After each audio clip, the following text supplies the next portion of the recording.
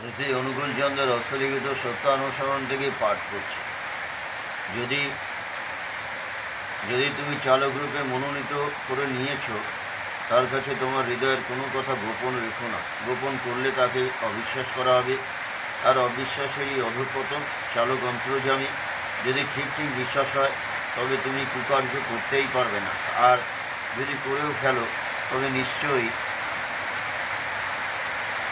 স্বীকার করবে।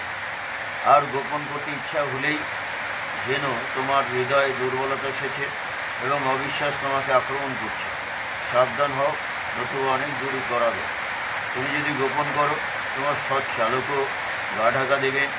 আর তুমি তোমার হৃদয়ের ভাব ব্যক্ত করো, উন্মুক্ত হও, তিনিও তোমার সম্মুখে উন্মুক্ত হবে নিয়ে নিশ্চয়ই।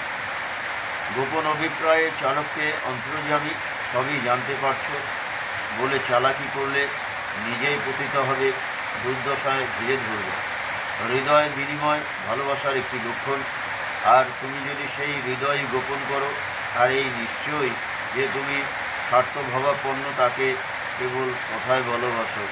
কামে গোপন আছে, কিন্তু ভালোবাসায় তো উভয়ের ভেতর কিছু গোপন থাকতে পারে না। সচ্চালক পাতলা হোমযুক্ত, তিনি নিজে তার ক্ষমতা কিছুতেই তোমার নিকট জাহির করবেন না, বরং সেই